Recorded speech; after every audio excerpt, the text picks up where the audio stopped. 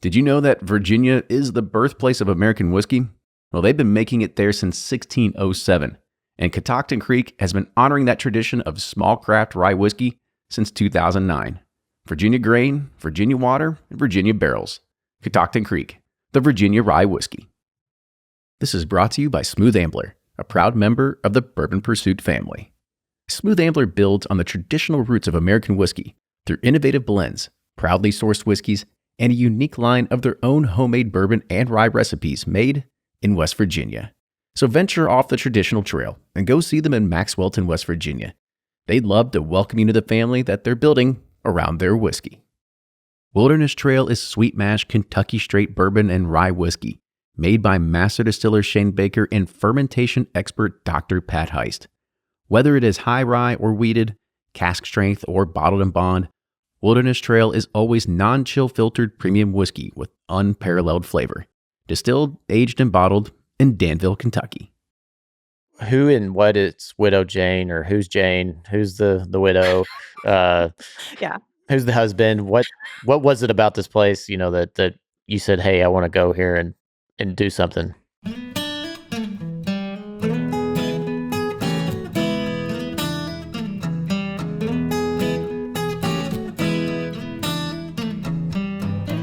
Hey everyone, it's episode 312 of Bourbon Pursuit, the podcast featuring news, reviews, and interviews with people making the bourbon whiskey industry happen. I'm one of your hosts, Kenny Coleman, and before we start today's episode, talking to Lisa Wicker of Widow Jane, here's your weekly bourbon news update. Netflix has a new documentary coming called Heist. The 6-episode series chronicles 3 of the biggest heists in modern American history through interviews and reenactments. 2 of the episodes will feature Pappygate, the story of Gilbert Toby Kurtzinger, the Kentucky man who pleaded guilty back in 2018 to stealing thousands of dollars of Pappy Van Winkle bottles from Buffalo Trace Distillery, where he had worked for 26 years. The episodes dealing with Pappygate are 5 and 6, and they are called The Bourbon King. The series will premiere on Netflix on July 14th. And Stoli Group has announced the addition of John Rhea as master blender for Kentucky Owl. Rhea dedicated his career to Four Roses Distillery, where he had joined as a supervisor and parted as chief operating officer. During his long tenure, his responsibilities included quality control and product blending. Inducted into the Kentucky Bourbon Hall of Fame back in 2016, Rhea has received numerous accolades for this commitment to the industry. Having served as a chairman of the Kentucky Distillers Association Board, Rhea was also honored with his lifetime membership, one of only 5 such memberships in the 130-plus-year-old history. And digital convenience retailer GoPuff has acquired Liquor Barn, a leading independent chain of beer, wine, and liquor stores based in Louisville, Kentucky, from private equity firm Blue Equity for an undisclosed amount. GoPuff will integrate 23 Liquor Barn stores into its network, and GoPuff currently operates more than 450 sites, including 275-plus micro-fulfillment centers and the recently acquired BevMo that was done for $350 million and is delivering to customers now in more than 650 cities. So moving on to Bourbon Release news. Love it or hate it, flavored whiskey is here to stay, and Jim Beam is launching its newest product called Jim Beam Orange. The new orange flavor comes in at 65 proof, is now available at select retailers nationwide for $16. Michter's master distiller Dan McKee has approved the 2021 release of Michter's 10-year single-barrel Kentucky Straight Rye Whiskey, which will begin shipping next month in July of 2021, and Michter's 10-year rye has a suggested retail price of $170. Chattanooga Whiskey has announced their first release of their bottled and bond expression of Chattanooga Whiskey's Tennessee High Malt Style Vintage Series Spring 2017. It's a little bit of a mouthful there. Crafted from a selection of 4 unique high malt bourbon mash bills, all made within the same distilling season, each is composed of at least 25% of specialty malted grains. Since it's bottled and bond, it is 100 proof and has a suggested retail price of $50. Old Smoky Distillery, normally known for its range of moonshines, recently announced the launch of a new small batch premium whiskey brand with its first expression honoring its family ties, called James Ownby Reserve Tennessee Straight Bourbon Whiskey. This will be available in major markets and at Old Smoky's Barrel House Distillery in Gatlinburg and 6th and Peabody in Nashville. It's bottled at 94 proof and has a retail price of $40. For today's episode, Lisa Wicker should be a household name to really any bourbon enthusiast. You will get to learn about her pedigree of industry and blending experience in this episode. And before ever meeting Lisa, people in the industry would tell me all the time that she had one of the best palates around. And she's been involved with lots of brands from the very beginning and has played a critical role to their future successes. And now, she leads Widow Jane and gives us some tricks on her blending experiences and much more. And Barrel Craft Spirits is always setting the bar for some of the best blends on the market, using stocks and barrels from around the world. And you can get your hands on some right now without ever leaving your house. Go to barrelbourbon.com and click the Buy Now button. With that, enjoy today's episode. And now here's Fred Minnick with Above the Char. I'm Fred Minnick, and this is Above the Char. This week's idea comes from Dylan Dufresne. Dylan, who I wonder if he's related to Andy Dufresne. Of course, that's the fictional character from Shawshank Redemption, and thus he definitely is not related. But seriously, isn't Shawshank Redemption like the best movie ever? I love that movie. Anyway, so Dylan's question is, with the tightening of the Four Roses restrictions on implementing bottle alterations, specifically the stickers, and a possible follow-suit by other distilleries, do you think this will also put an end to other bottle modifications, such as candles, lamps, lanterns, ashtrays, etc., etc.? The answer to that is yes, and I have actually seen legal letters being sent to people who make items and then resell them. They have been telling people that they are against trademark. Now, some brands do not care, but there are a couple distilleries that are very active out there keeping people from making lamps and soap pumps and things like that and keeping them from selling them. I actually had a YouTube segment on my thoughts on the Four Roses one because I missed a Bourbon Roundtable that talked about this. We were in New Orleans on celebrating our anniversary, and I missed the opportunity to kind of chime in. But I think it's a wrong move by anybody to have implement any kind of effort to stop people from doing something to the bottles. I just think it's bad. If somebody is reselling the alcohol, that's a different thing. That is not that has nothing to do with the alteration of the bottle. That's somebody selling an alcohol without a license. If they're selling a former bottle that's been cut in half and turned into a candle, or if they are doing lamps or whatever, then offer that company a license opportunity, but don't stop that upcycle because, it's good for the brands because it's continued marketing, in my opinion. I think it's a bad move by any distillery to go after an enthusiastic base around their product, especially for something as benign as a dadgum sticker. That's going to do it for this week's Above the Char. Hey, if you're like Dylan, and even if you don't have a cool last name like Dufresne, hit me up on fredminnick.com to send me your Above the Char idea, and I will read it on the air and give my opinion. But that's going to do it for this week, folks. Until next week, cheers. Welcome, everybody, to another episode of Bourbon Pursuit, the official podcast of bourbon. Kenny and Ryan here today talking to somebody that we've actually heard about a lot of times in the bourbon industry. She's known as probably one of the best blenders out there. I've heard that from lots of different master distillers, a lot of different distilleries out there. And we also get to talk about a brand that we have never really showcased or talked about on the show before too, which is Widow Jane. And I think, Ryan, we had this conversation at some point, and we've been talking about there's a lot of stuff that's really starting to up and come out of New York now. Yeah, it's like you got great scene in New York, a lot of great distilleries putting out some great products, and I've enjoyed a ton of them, and I'm really excited today because we've had some great Widow Jane offerings. We reviewed some for the Whiskey Quickies. They're always fantastic blends, and we're dabbling into blending ourselves. So today I'm gonna try to pick Lisa's brain and maybe try to get some of her greatness. We can take some of that knowledge that she has and apply it to what we do. But no, I'm super excited about today's episode. Yeah, Ryan, you need to be a sponge and just really soak in I got my Evernote app out right now. Yes. Ready to take notes. Where do you start? 100 mLs, 50 mLs? Yeah. throw full barrels in? I don't know. We'll figure it out as we go. And I forgot we had met Lisa before. We met down in Bardstown at a Whiskey Pig when that was her, whatever it's called now. Well, it hadn't happened in a couple of years. But I was like, I don't think it's a thing anymore. Who knows? Yeah, but we'll let her talk about that. Her relation in Bardstown and whatnot. So absolutely. So that's a good segue, good intro to the show. So today we have Lisa Wicker. She is the head distiller, the head blender, and also the president of Widow Jane Distillery in Brooklyn, New York, or Red Hook, New York. So Lisa, welcome to the show. Hey, I'm so happy to be here. Yeah, you guys talked about, talking to me a few years ago, and I've been waiting and waiting. So finally, been waiting for that call. Feels like I made it.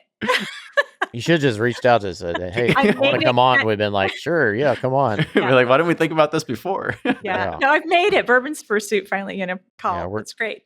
We're two typical guys. We're just like, yeah, just come on. But Lisa, we are excited to have you on the show today. And before we get into talking about bourbon, we talk about your history at Bardstown and Widow Jane and all that sort of stuff. We always like to start trying to learn a little more about you. So your question is, what is the craziest fashion trend that you've ever rocked? Oh gosh, I thought that would be a good one. I'm old enough that 17 magazine was like the thing, in the 70s, and leaving the house with a bandana tied on me like a shirt. Much to my mother's horror. Nice. Love it. Yeah. How about you, Ryan? Man, I had this grunger phase, where I liked Bush and Green Day and stuff, and I would wear Were you wearing Jinko jeans? I was about to say that. I had a pair of Jinko jeans and some Airwalks and Vans. And it's funny, now I'm wearing Vans again. My wife bought me some, and I'm like, I used to wear these when I was like a 7th grader, but I love them, so I'm wearing them again. I still wear bandanas, but they only fit around my neck now. So yeah, and Jinko jeans no longer fit me. I don't even know if they exist. Oh, I was about to say, I was like, I guess the one, I don't even know if it was a fashion trend, but it was something that a lot of people were doing was the butt cuts, splitting your hair down the middle and going to the side. Gosh, that was middle school. Oh man, I had that. And there's some very incriminating 6th grade photos out there of me that I've seen your frat days, Kenny. You had some special fratty gear. That's a little bit different. That was kind of parked to the side and had a bunch of waves and all that kind of stuff. I'm talking about your fashion, not your hair. Yeah, that too. All right, let's talk blending. Let's talk blending. Let's talk bourbon. So, Lisa, before we get into that, we kind of want to set the base and kind of understand a little bit about the history of you and how you kind of got into this industry. So, kind of start us at the very beginning, if you can. Oh my God, it's tedious and boring. So I try to hit the high points on it and let the rest of it go. But a friend of mine in high school and college, his family had a winery. His dad was a law professor in Southern Indiana, and it was his avocation, and he wanted it to be a vocation or his family business. And he knew in order for a family farm winery to be viable that they were going to have Sunday sales and things. So he and some other founding fathers, were in the courts and things in Indiana. And I was actually in their home during these times, right? So, they're coming back and celebrating some of these wins. And so that's when I got my head around the idea you can make alcohol for a living, never dreaming that's, where my path would end up. I get married, have 3 kids. We live all over the country. Take odd jobs because I can't figure out what it is I'm supposed to do with my life. Plus the fact that, we end up in these different communities, not for terribly long sometimes. So we end up in Columbus, Indiana. We moved back there, and I had a background in the arts, and I'd started a costume shop for a professional dance company, kind of an underserved area of southeastern Indiana and southwestern Ohio. And so, it grew from just a volunteer project to a full shop and 6 seamstresses and, all kinds of craziness. Right. And so I did that, and I just still was restless. It's I'm supposed to be doing something else. So, my kids are growing up, and 2 kindergarten moms that my youngest, we were the field trip moms. They just said to me one day, they're like, we know that you had said before that way back when you had dabbled in a little bit of wine stuff, and we're working for this little winery and we need a crew to harvest grapes. I'm like, I'm in. So I worked as a farmhand that fall. I was costuming a nutcracker, and it just fell into place. And so the man that I ended up going to work for, he asked me several times to come to work for him because I'd worked with him this is the boring part. Years before my summer job in high school and college, I was on the maintenance crew for the Department of Natural Resources at a great big reservoir there. And so he knew I didn't mind getting dirty. He ended up buying grapes off the other guy and knew I was working as a farmhand. And so he finally called me and said, would you come talk to me? And he said, would you please come to work for me? 3 days in, I knew that's what I was supposed to do. And so one day he pops over a tank. He goes, what the hell did I finally say to get you to come to work for me? I'm like, you didn't. It just, I'd gone because I was still so restless. I'd gone to a career counselor my older kids had gone to.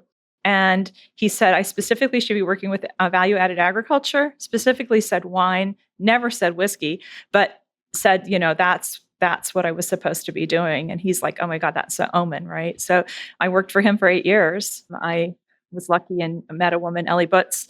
She was a retired Purdue professor. She was actually still at Purdue when I met her, and she saw something in me and mentored me. And then when she retired from Purdue, she went to work for Lallemand Yeast, and she's brilliant, right? And I got really fortunate that the man that trained me to make wine is incredibly intelligent. And, then I had this woman to mentor me. And so he's the one that gave me the whiskey bug, because he was a whiskey drinker, and we'd start comparing notes. And, my oldest son-in-law, he comes into my life at the, somewhere along there. And so whiskey becomes part of our family culture at this point in time. So when my youngest graduated from high school, I was getting ready to graduate from high school. One of the grape growers said, I'm not going to have grapes for you next year. She grew grapes, and she had a 10-year-old established vineyard in Kentucky. And she said, I'm going to build a winery. And my boss said, Lisa's ready. You should hire her as a consultant. And I went and talked to them in Kentucky, and she didn't know I was willing to move. So she hired me at her kitchen table to be her senior winemaker and build this winery. And it just happened to be in Marion County, Kentucky, just a few miles from Maker's Mark and down the road from Limestone Branch. So started building the winery. We had some good success. I was working in a retrofitted barn trying to get the building built, meet Steve Beam during that time. And we used to joke that I had a license and no building, and he had a building and no license, because he had the whole building done and they haven't given him his DSP yet. And so we started working together in the evenings. He was my extra set of hands for things, and I was his extra set of hands. And then I had actually got myself on the legislative committee with the Wine Growers Association, because I wanted to get a still at the winery, because I wanted to make brandy. I thought, well, if I'm in that heart of distilling country, like I said, the winemaker that trained me had given me the bug. And so anyway, so the winery owners decided it was time to get divorced. And I saw the writing on the wall. It's unfortunate that it's not an uncommon thing in the wine industry for divorce to take out a winery. So I told Steve, I just I got to figure out something, book a ticket to Sonoma, because I'm like, well, maybe I should just work one harvest in Sonoma and then come back to Kentucky and regroup. And Steve and Paul Beam took me to dinner 24 hours after I resigned the winery and brought me on full time. Well, good. I mean, that's Wow, what a fascinating journey. Baptism by fire after that, Yeah, I'd say so. Yeah. So I was with Steve for a couple of years, and then Lexco purchased them, and I was the number 2 guy. So I was fired and thought, Wait, so you said you were fired because of that? Yeah, because the Lexco purchase. Yeah. Oh, wow. Yeah. It wasn't, I mean, if Steve was sitting here, fair enough, right? He would say, at least I didn't fire you. I just told you needed to find another job. He says it so probably eloquently, and he's got his mustache, and you're like, okay, fine. Yeah. I'll go find another and we job. worked together really well. We were working 68-hour weeks, a lot of client work, but you look back on it, and the time you're like, you're just so exhausted, but at the same time you get 2 years of experience for every year that you're there, so looking back on it, it's what it was supposed to be exactly. And then I thought I was going to have to go back to winemaking, which I loved, but not as much as I love distilling. And I got lucky, and my mentor is Dave Sherrick, the gentleman that put Woodford Reserve back together and was at Seagram's and Wild Turkey. And I'd met him while I was working with Steve, and he saw something in me. I got really lucky, and he's to this day my most trusted advisor and question bouncer offer. And so he put my name in the hat for this project in South Carolina. They offered me a full-time job the last day I was at Limestone Branch. I said, I'm not ready. I need to stay in Kentucky. I've got too much to learn. So they countered with consulting. So I started consulting down there, then got an offer from a ridiculously amazing distillery that if I just, to this day, sometimes I wake up and I can't believe I didn't go to work for them. But Ted Huber called. I'd known him for years for winemaking, and he found out I was on the market, and he's like, don't take that offer until I have a chance to talk. Cause I'm like, Ted, I'm, 2 days away from accepting this. And he's like, don't do that yet. He goes, talk to me. So I was thinking it was a professional courtesy because I'd known he and his wife for so long. So I go talk to them, and actually there's a snowstorm. So I'm supposed to accept this offer of this other distillery on a Friday, and I'm supposed to talk to them on a Thursday. And Ted's like, please, Lisa, just wait. Can you just push them off till Monday? I said, okay. So I went and talked to he and his wife on Sunday, and they knocked the other offer out of the park, not just monetarily, but with what I was going to be able to do and what kind of decisions I was going to be able to make and how much control I had. And so remarkable run there, right? Had a great run there. Thought Ted and Dana Hugh were two of the nicest people that walk the face of the earth. I thought I would distill for them forever. And then I had another offer that came up, and my daughter said to me, she's like, Mom, the only reason you're not thinking about taking this offer is because you don't want to have to tell Ted and Dana that you're resigning. I'm like, you're right. So, but Drew Colesby. I'm not resigning. I'm just going to another place. Yeah, I ran to work. Drew Colesby, and I think like in the side yard at Harrison Smith House, right? And I think the kids were having something, and he's like, Lisa, hey, I've been meaning to call you. There's this project, and I want to throw your name in the hat for it. It's about building the first craft distillery in Nelson County. He said, are you interested? I said, I always say yes, and then try to figure stuff out. It's like, well, I'm sure, certainly I'm curious. Yeah, I want to do this. And so it seemed like the right project. So I left Starlight and oversaw that project, and then left there and started my own consulting business after a year, and had a couple clients right from the very beginning. And then Sampson and Surrey called me, who bought Widow Jane. They bought Few, they bought Widow Jane, Philadelphia Blue Coat Gin, and Mezcal Vago, and Bren French Malt. And then since then we bought Tequila Ocho. But so great portfolio, amazing things. But when Robert Furness Rowe, my boss, calls, first thing I say is no, because I don't want to leave Kentucky. My kids have moved there, and I will be happy to work out of Kentucky, but I'm just not going to like pick up and move. And so I came on as a consultant for a year. And then after a year, he said, he called me, and I, was out here on the sidewalk, and he said, I want you to come on full-time with Sampson and Surrey and dismiss your other clients. And so I said, okay. So I was director of distilling for all the brands for about 6 months. And I was spending most of my time on this project. He's like, he was president of Widow Jane at the time. So he's like, I'd like to transfer that title to you and bring you on full-time with Widow Jane. So, wow. Yeah. So it's a wild ride, fast ride. That's the long, boring story. Yeah. That was a long, interesting story, really. I mean, gosh, you had worked with some of the greats, but yeah, that's a great path to where you are today. I almost feel like we're connecting the dots too. I was like, who have we not had on the podcast already that Lisa's worked with already in the past? I was just like, all these paths are starting to cross. I've been really lucky. A couple times people approach me about like, should you, maybe you should build a winery or build your own distillery, and like, you just learn too much going into other facilities. And for me, I know I'd get tunnel vision and be reluctant to leave the property that I was on and things like that. So I have a tendency for people to ask me things and me to say yes, and then figure it out after I've said yes. I don't like think it through and then, always make the most informed decision, but it's worked. I mean, sometimes I've hit a wall, and it's okay because there's so much to do here. But yeah, I've had some lucky breaks. Another question for you is, going from Columbus, Indiana, Lebanon, Kentucky, and then to Brooklyn, New York, like, talk about the cultural change that, like, was it scary for you, or are you like, oh, I've always wanted to do like a big city thing? Like, kind of talk about that as part of your personality. Somewhere in the middle. If my children hadn't moved to big cities, my oldest daughter, after she graduated from Purdue, moved straight 36 hours, started a job in Chicago, right? So I watched her maneuver the city, and just the wealth of knowledge that she had from the different cultures there and everything. And it was so appealing. And then my son ends up going to law school in Chicago, and same sort of thing. And now he's in DC. And then my youngest daughter and her husband are living in Nashville, and watching all of my kids do all of this, right? So I learned enough from my kids to understand that I could be comfortable living in city, right? And pre-children, I probably would have been too afraid to do that. But yeah. You're like, hell, if I raise kids that can do it, then I can do it. Yeah. I mean, they've taught me a lot, right? Here we are. Yeah. So talk about your new gig. So who and what is Widow Jane, or who's Jane? Who's the widow? Yeah.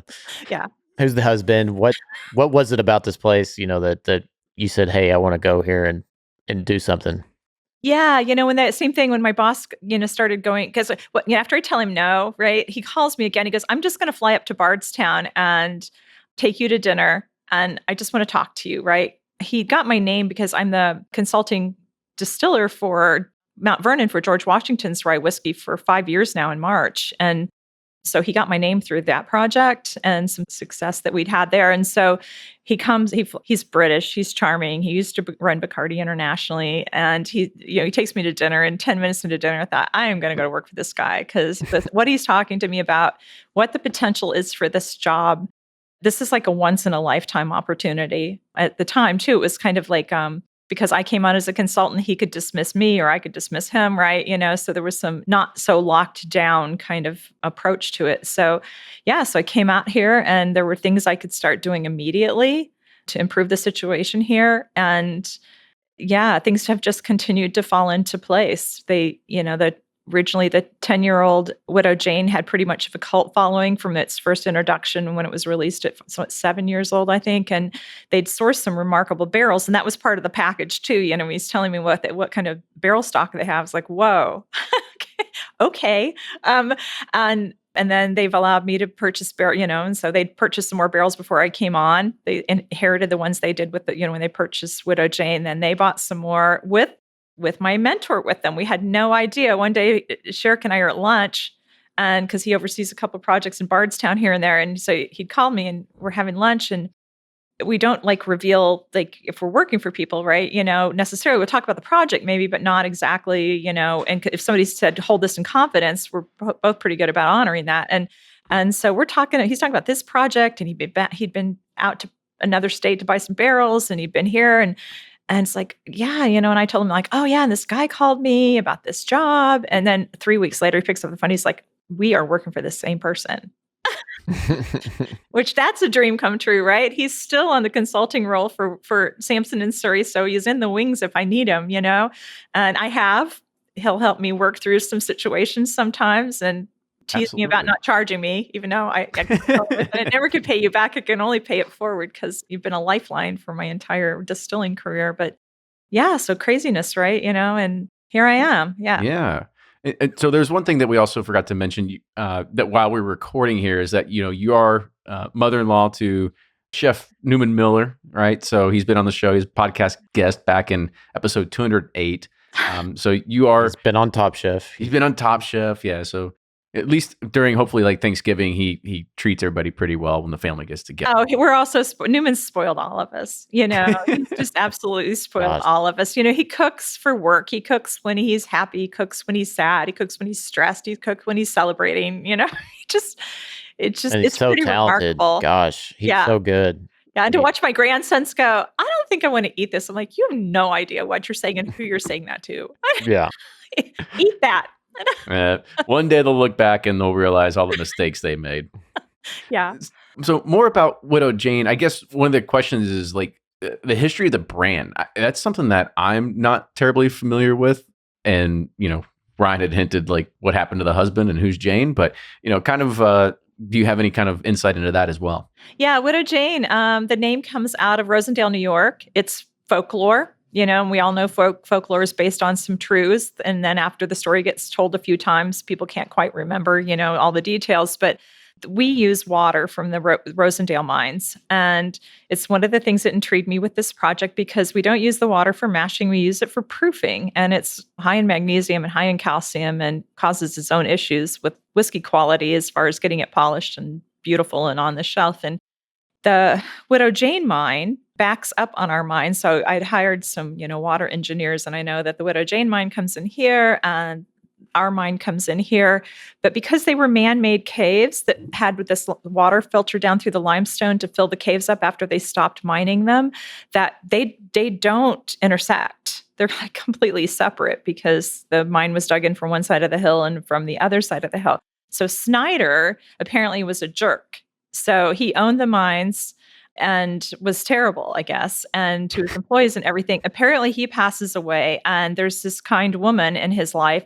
We don't know if it's a wife, mistress, sister, whatever. And the cave ends up getting nicknamed Widow Jane after this person. And so there are people that I don't even know for sure if that was like Jane was a real name or if that was just a nickname, right? And so you can actually visit the Century House now. We have a great relationship with them and try to support them financially. And so you can go walk into the Widow Jane mine. It's really cool. We were supposed to have a huge party there last summer. And of course, COVID like wiped that out. But the acoustics in it are really great. They have a lot of concerts in there. And you can actually just pull off the side of the road and go to the historic site and visit the Snyder House at the Century House and, go into the mine there. Our mine is on the backside of the hill. It's under lock and key. I'm a little picky about everything that goes into the whiskey. So yeah, it's all locked up. But Are you storing barrels in the mine too? No, we're talking about it. Yeah. Just roll a few in there, see what happens. Yeah, the humidity is so insane. It's amazing because it's a cave, right? So you open up the door and your eyes have to adjust, and the smell of it is so incredible. It's like fresh rain on clean dirt kind of smell, and it just kind of overwhelms you. And then your eyes adjust, and it's, these gorgeous caverns with this huge pool of water in it. We've got millions of gallons of water in there. And so I go periodically just to make sure the withdrawal equipment's working properly. And, we have it tested going into the truck. We have it tested coming out of the truck. We're sticklers for quality. So yeah, it's a remarkable project. I love the fact that it's just so elemental. So get nerdy on us here real quick. So why would you use it for proofing, but not for mashing? I inherited this project and they were already doing that. And it makes a huge difference. At first, I was like, okay, what is it about this? And I had the water recipe, I had the water analyzed and had the recipe broken down. And it was really high in magnesium, really high in calcium. It's actually very, very close recipe to a very famous French mineral water in a green bottle. And so I encourage people, we don't have a cast strength whiskey because if we don't put the water in there, the notes for Widow Jane don't pop. You have a nice whiskey, but there's a certain people like, this is still a Widow Jane whiskey. And it's because we proof it down with that water. So I encourage people, it's like, let some of that famous French mineral water go flat, get a cast strength whiskey and cut it with DI water, distilled water, and then cut it with the mineral water. And you'll see the difference. It's the reason we pick mineral water to drink, right? There's other stuff going on. And it enhances like the dark stone fruit notes we like, our cherry note, our baking spice notes. And without it, they're there, but they don't pop the same way. And then sometimes there's other notes that are a little more prevalent, but it certainly is what makes it's the signature Widow Jane. We don't use it for mashing. We use, and I am laying barrels down in Kentucky too. And so obviously we're using Kentucky, wonderful Kentucky limestone water there. But this New York City water here, surprise of surprises, is fabulous. So when I'm investigating all of this, there are actually these like filtration units that you can buy. Like, so if you're in Arizona and you want to make a New York bagel because you don't have the right water, you can get this filtration thing that will actually put the same like minerals back in it. So you're making your bagels with true New York profile water. And so the water is so good here that we mash with it because it makes some really clean, beautiful fermentations. We all know that calcium's going to aid a healthy fermentation. So yeah, we got lucky, right? I mean, you made a good point there. I didn't really think about it because people go crazy over New York bagels. I don't know what it is, but I guess it is something to do with the water. And the pizzas up there, Italian food, maybe it's the water. Right. People, there are people like, there's just no pizza like, New York style pizza. And part of it's because of the water. It's funny you say that. Like I'm sitting here, I have this 12-year Widow Jane. And man, the cherry note on this, it says in Indiana, so I'm assuming where it's from, but man, that cherry note is so pronounced versus other similar Indiana offerings. It's something I did notice on this one. Yeah, without that mineral water, it wouldn't. I mean, it would be there, but it not pop it like it does. Yeah, it's crazy. So, kind of talk about your buying stocks, distilling. When are you going to start blending your own stuff with the stocks that you have, or have you started doing that? Spirits of French Lick exploded onto the distilling scene early in 2016 as Indiana's largest double pot still distillery. They employ old world sentiment with new world attitudes, delivering the finest handcrafted bottle and bond bourbons to an audience eager for an alternative to the big guys.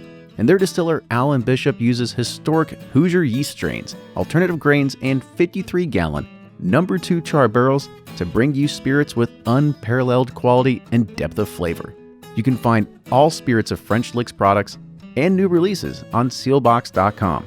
But don't just take Fred Minnick's word for it. Find out for yourself. Check out spiritsoffrenchlick.com and follow them on Instagram, Facebook, and Twitter. And remember, always drink responsibly. Total Wine & More is ready for summer. They've got all your pours for the great outdoors, like their top 12 wines under $15. And raise a glass to America with a star-spangled selections of sips made in the USA. And beat the heat with refreshing bourbon cocktails. Why not mix it up and serve a brown derby or a peachy keen at your next barbecue? Then taste your way to a new favorite, like ready-to-freeze cocktail pops and fun fizzy hard seltzers. Lime, pineapple, and peach, anyone? So no matter if you're grilling, chilling, or both, you're sure to find cool prices on over 8,000 wines, 4,000 spirits, and 2,500 beers, in-store or TotalWine.com. Heaven Hill Distillery just launched a 3D behind-the-scenes tour of their Bernheim distillery, the largest independent family-owned bourbon distillery in the world. See for yourself how they produce 1,553-gallon barrels of new-make whiskey per day before it makes its way to the barrel for aging. From grain trucks to copper stills, drop into this 3D experience at heavenhilldistillery.com and navigate your way around the distillery for a step-by-step look at how they crafted their award-winning lineup of American whiskeys. Heaven Hill reminds you, think wisely, drink wisely. Cheers. So kind of talk about your buying stocks, distilling. When are you going to start blending your own stuff with the stocks that you have, or have you started doing that? Kind of talk about what that road of sourcing to full-blown your stuff is going to look like. Yeah, with the growth, every day the path kind of wanders off a different direction a little bit. We're going to continue to source and blend. One of the things I was tasked with when I was started here was taking that 10-year single barrel and turning it into a small batch. And the reason for that is because they wanted to keep the 10-year age statement on it. And so we knew we needed a blend across Tennessee, Indiana, and Kentucky in order, because that way as stocks are coming in, we can keep that profile, but add a little bit more from one state or another if we needed to do that. And some days we do. The other project that I inherited, they'd already started, was this open pollinated cross of heirloom corn. It's a cross between Bloody Butcher and Wapsie Valley. When I distilled for Steve Beam, I distilled heirlooms. When I distilled for Ted Huber, we distilled heirlooms there as well. And that's part of the reason, I was picked for this job. And, we had some corn that came with the project. There's just like 26,000 bushels that are in a silo in New York. And I'm like, well, I'm just going to, in a rural area, right? So I'm going to just fly out there and I'm going to drive out to this place. And the elevator was immaculate. There was like not a stray kernel of corn. There wasn't a piece of gravel out. And I'm like, I'll bet this corn is sound. And the corn was so sound. So we brought it back. I trucked it all back to Kentucky because we did not have the capacity to run all of that here. And it had just enough age on it that we needed to distill it or get rid of it. And so we took it back to Kentucky. We ran a trial Wilderness Trail. They didn't have room for us to continue to go there. So we went to another distillery and ran the balance of it there. And then during that time, my boss, talked to Castle and Key. So I started talking to Peterson Farms, Bernard Peterson. He grows for everybody. And they'd approached me when I was working on the distillery in Bardstown. So I called them and I said, I'm not in Bardstown anymore, Brooklyn. And I don't know if you're still interested, because they knew that the heirloom project that I was thinking about was going to be quite a bit larger. And they'd had a lot of craft distillers approach them, but nobody wanted, very much, maybe 20 acres or 15 acres. And I needed hundreds of acres. And so I just happened to call Bernard at the right time. He goes, guess what? My daughter lives in Manhattan. My wife and I are coming. My sister-in-law, who's with the business, and my brother-in-law, we're going to come and, check you out. We've got some hours to kill before she's off work. And so they show up here in like 10 minutes. He takes me aside. He goes, I got to talk to everybody else, but I think we're going to grow your corn for you. And remarkable learning experience. We broke all yield records. Some of those heirlooms usually yield about 53, on average 53 bushels, and we were knocking them into like 83 bushels an acre. Without, you end up with a lot more corn than you planned on. But Scott, the agronomist there, it was just fascinating for everybody. They pulled in an agronomist for UK, and we were learned as we went, because even though I distilled, on a smaller scale, but turning it into a large scale project, there was just lots to learn. We had to, Bernard had to buy some lower forks to get it harvested because, the corn ears are all over the stalks. And you have those highlights of your career, and being in the combine with Scott just talking corn and watching what was happening with the harvest on that scale with those heirlooms was, just one of the most remarkable days of my career, right? And he was so excited, and I was excited, and Berner was excited. And plus the fact you're like, okay, I'm not going to get fired too, right? That's a positive. Yeah, because you blow it up. But we also grow in upstate New York, out of Avoca, New York, a family that used to be dairy farmers. It's not a co-op, it's a collective of farmers that share land and things that they used to all be dairy farmers. And unfortunately, the dairy industry has been hit so hard, they decided to get into open pollinated grains for brewers and distillers. And yeah, I'm getting ready to buy some Danko rye off them because I want to, we're jumping into the Empire Rye program. But yeah, so that's where all of our production corn comes for this facility from upstate. And then we grow seed corn up there, and that seed corn goes to Kentucky. And then I have another seed corn farmer in Pennsylvania, one of the farmers that originally helped them with this project. And because hail and ice storms and locusts and acts of God, right? I need to have seed corn because it's a one-of-a-kind crop. I've got a business plan built off of one-of-a-kind crops. I've got seed corn in two places. And then Castle and Key, my boss is contracted for me to be able to go in. My protocol for heirloom corn is quite a bit different than like yellow dent. I cook it a lot colder and hold it a lot longer. I learned, because I've effed everything up over the years, that okay, that's how you learn. And one day it's called failing forward. I love that. Yeah. Adopt that. I'll give you credit for that, but I'm going to adopt that. So one day, I'm just at Starlight, and it's like, because Ted and I are old winemakers, so we're still checking the sugar and refractometer, right? And like it's grape juice, and I'm like, oh my gosh, this can't be right. So I clean it off. I check it again. It's like, holy cow, look at the conversion on this. And I had let the temperature drop, and I'd held it longer. I was doing something else, right? And I trusted my phone in my back pocket, and the alarm didn't go off, right? And so I run it up to Ted. I go, will you look at this? He's like, well, I can't repeat exactly what he said, but there were some words. And he said, this is what you're doing right now. And he ran back down with me. He was like, holy cow, right? So after that, I started slowing the process down a little bit. And also what I learned too is that if you cook these heirlooms too hot, you're going to throw a lot of corn oil, and then that corn oil burns in the still. And those sometimes people are like, oh, I'm not so sure about heirloom corn. It's got that funk in it. Well, that funk comes because you're burning corn oil in the still. And so, you get kind of a truer flavor. So anyway, so it's our protocol at Castle and Key. It's our corn. And then I go on site, I pop in and check numbers and check mash and give them a little surprise Lisa visit. They're like, oh shit, she showed up. Like, we better get our stuff in order here. If I get lucky and it's late enough at night or something like that, then I get to like hose out the fermenters. I love that stuff. So you're more likely to do that. Place is magical too, showing up late at night, and there's just some really remarkable people that work there, and being able to check the distillate and. For sure. Yeah. So it's amazing because you all are doing all kinds of stuff. You're distilling different places. You're sourcing from different stuff.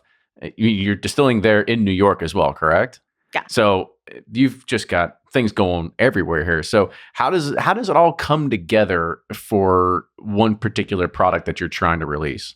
So let's say you've got, 5 different options of where you're taking stuff in to be able to blend and put it together. And I know you've got, your Widow Jane 10-year, you've got, the vaults, you've got all kinds of stuff. Like, so how do you take everything and decide what product it's going to be or what it's going to be when it grows up and so on and so forth?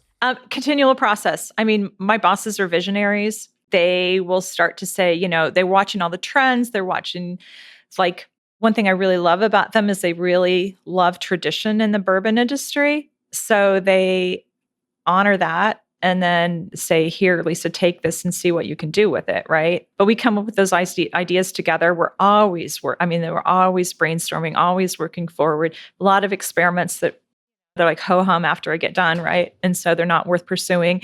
Or there's things that like, we're hitting something here. We need to jump off with this and keep going. And so, yeah, we got a lot of things lined up for our future. We'll just keep working on them to see if we can work it out. If we can, we manufacture it here because we are rustic. So even though we're in this city, right, we've got this Carl still. We're actually supposed to be building a larger distillery right now, and COVID has put that. We're using it, for barrel storage and things, but COVID kind of slowed that project down a little bit. And so we've got warehouse constraints, we've got bottling. And so right now, here's the crazy thing about Widow Jane. There used to be a chocolate factory that we shared space with. And the chocolatier went out on his own from the company here. And I mean, we didn't own that, even though they were under the same roof. Anyway, it's a whole long story. But so the chocolate equipment got sold off. So I turned around and bonded everything. Everything I could bond, I bonded so that we can shift manufacturing a little bit. I'm moving the bottling line so we have more room, COVID, because right now I'm trying to split the stills too close to the bottling line. And so because of COVID, I'm trying to keep the distillers away from the bottlers and all that sort of stuff. So we're getting ready to make some major shifts in our equipment and our space here so that we can blow up what we were doing here instead of waiting to get into the new facility. So yeah, it just like, okay, let's take the vaults, right? It's like, okay, we have these older stocks. My boss is like, you got to figure out something to do with them. I'd like to release, really premium product, figure out what to do. And, how the stuff comes together, like Bruce and Zach Zeimlich. I don't know if you've talked to them. You need to interview them. They're the ones, they run Zach Cooperage. All right, I guess we got to add somebody else to the list. Yeah, here. absolutely. And grandpa/dad, Bert Zeimlich, he started that. He was with Brown Forman and he was with Brown Forman Cooperage. And then he took over the old defunct Searooms plant in Athertonville, Kentucky. Then they had a contract, tens of thousands of barrels they were selling to one of the big guys. And overnight they got that contract cut. And somebody gave them my name and we had lunch at Mammy's. It's where all business deals happen, Mammy's. Exactly. Business deals and 2,000 calorie lunches. Yeah. Yeah. Yes. Day enders. Any place that puts potato sticks and cheese on your salad is like, it's all good. Right. And so anyway, so we have lunch and they didn't really understand the craft distilling world. And so it's like, you're going to end up with a lot more customers. You're not going to have like one big contract, but you might find this pretty interesting. And so American Craft Spirits Association had already happened and ADI was still happening. I'm like, you don't have time to get a booth, but you need to get on a plane and go, so anyway, we've been friends ever since. And, provided me with a lot of cooperage. My thank you gift is like one of a kind finish on my barrels. And then also I get 2 to 4 year old air season wood. So that, it's like a dream come true. And then one day they'd stopped by and we were drinking some whiskey on my front porch and they were just talking. I was like, we're talking about different stuff. And they're like, how's New York? And they're like, oh yeah, and we've got this 8-year-old air season wood on the back of the lot. We don't know what to do with. And I almost had a heart attack. I'm like, wait, you just raised some barrels for me. And so they call and they're like, Lisa, we can't get them because they know I like 53 gallon format. And I was like, we can't get them to 53s. We can only raise 30. I'm like, that's fine. Just get those together. So I aged some of that 14, 15, 16-year-old vaults whiskey in that 8-year-old air season wood. And that's where we came up with some flavors that just didn't, hadn't been invented before. Trying different things then. Yeah. And so we followed it this year. I'm like, okay, what have you got this year? Right. And so they sent me some Ozark oak and all kinds of Minnesota and some Appalachian oak. And the Appalachian oak was it. It's like, okay, that's what I want. And so the vault's 15, that's 15, 16, 17 years old, was rebarreled in that Appalachian. And it was 5 years old. It'd been air seasoned for 5 years. Appalachian oak. Yeah. Do you find it as a fun challenge when you have to create something that's unique or different out of a source product? Because we all know that we can all buy Indiana whiskey any day of the week we wanted to. And yeah, don't be wrong, it's good stuff. There's plenty on the market. Do you find it as a good challenge or something fun to try to put a unique spin on a sourced whiskey? It is. It's terrifying. It's sometimes you're like, it's like you can't overthink it, right? Because you're like, you wake up at 2:45 in the morning, you're like, oh my gosh, what have I done? Right? Like, what am I getting myself into here? And then it all comes together. It was actually not any different than costuming years ago where you couldn't come up with the idea, you couldn't come up with the creative idea that you needed. And all of a sudden, boom, it would hit, and you're like, okay, I can run with this. But yeah, I love the process. I love tinkering with it. I'm meticulous. When I do like the vaults, I never blend more than 21 to 23 barrels at a time because, I do the 5-barrel small batch and I'm also now blending our rye and things 5 barrels at a time. But rather than just vat them, like choose the barrels and then vat them, I choose the barrels that I think I'm going to use. And then I have an incredible team here. We are small, but everybody here is just amazing. And so Duncan, who used to be at Woodford, a whole long story, he's from Michigan, went to Chicago, worked in a liquor store, fell in love with whiskey, goes to Woodford, ends up being on the night shift there, fermentation and distillation. And then he decides to go to Antarctica for 3 tours, right? And so then he ends up in Brooklyn and I got lucky and his resume fell on my desk. And so he's a great front line. He loves whiskey. He's got an amazing palate. And so he'll like write notes on bottles for me sometimes. It's like, because he kind of knows what I'm going to like and I not, but or tell me low volume. So I know, if I'm how that's going to represent in the blend. After I choose all those, I put a blend together, but I don't put it all together at once. So like we'll start with 5 to 7 barrels, and then he'll bring me that base blend. And then I'll choose my next 5 to 7 barrels off of that base blend until we get the volume that we're looking for. Because that way, if I have a rogue barrel or a stinker, that if I tasted through first and I didn't know that it was going to be a stinker, like, okay, so let's say round 3, I get one of those rogue barrels, like, it's not exactly what I wanted. I still have an opportunity, like my next 2 or 3 rounds, to blend that out. So if I batted it all and that stinker was in there, it's like, I'm sunk, right? It's too late. Yeah. Too late. So I'm glad how we get the official verbiage of somebody that's been in the industry forever. Be like, yes, we just call them a stinker. I do. I write stinker on the bottle. Or a rogue barrel. I like that. Yeah, everybody knows what stinker means here. It doesn't mean I can't use it. It just means it's an outlier.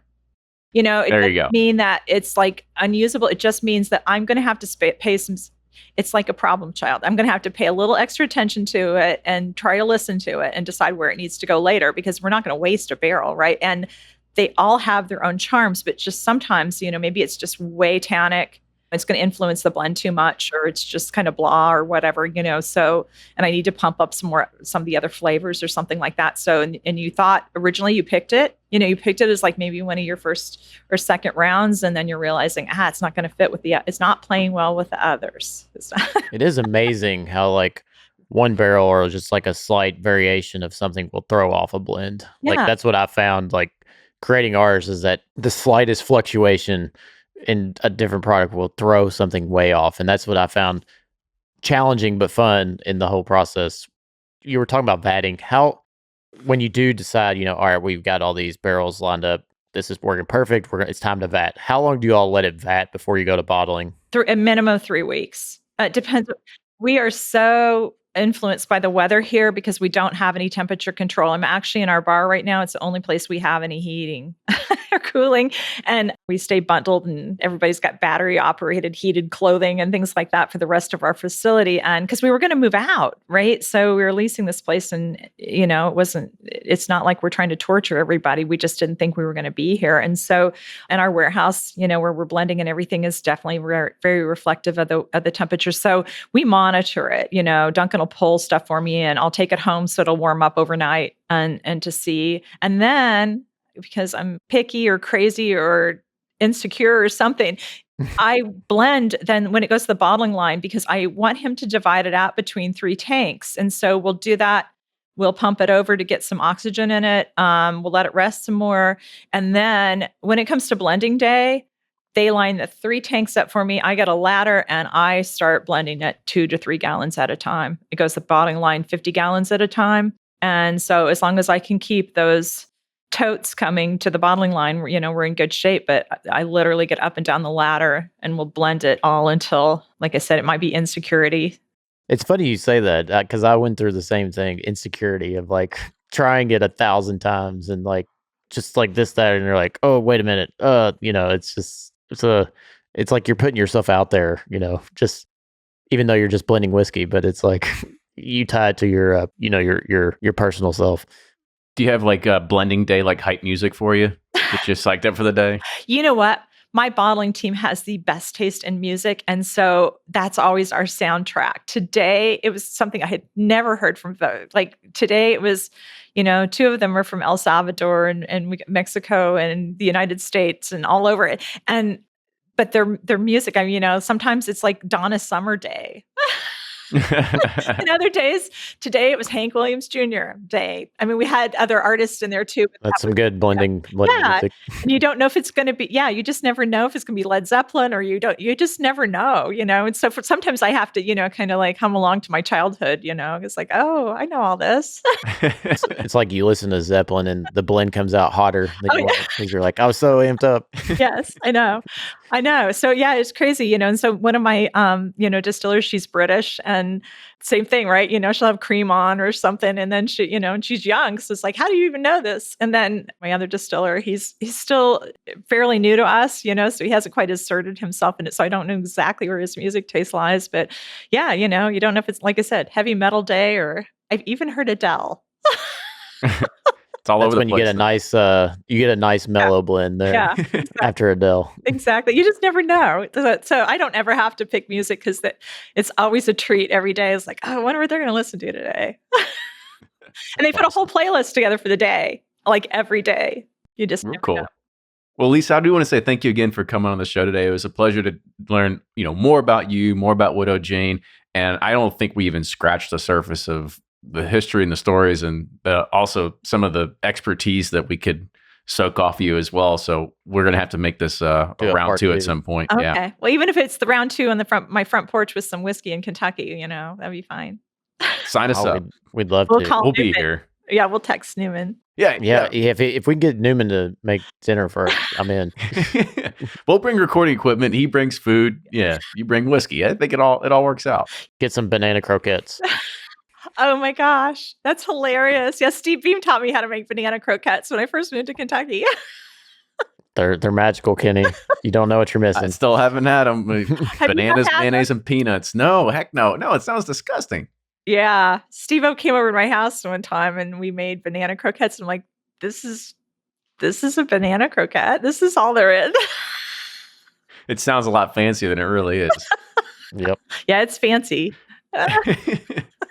So, Lisa, if people want to find out more about you, they want to learn more about Widow Jane, are you on any socials, and how can they follow you? Yeah, LB Wicker at LB Wicker on Instagram. I do have a Facebook page that used to be kind of personal, but now it's all work related. At Lisa Roper Wicker, widowjane.com, and you can follow us at Widow Jane on Instagram as well. We Michelle, our art director, vice president here. She is remarkably talented, and you can see some of her work there as well. And yeah, we got some crazy campaigns going on and stuff like that. You like to look down the street. We have this wheat paste campaign. So we got this guy that goes out in the middle of the night and then he wheat pastes Widow Jane all over these wheat paste, he's like wallpaper pasting all over Manhattan and Brooklyn, like where the green construction things are, guerrilla advertising, they call that.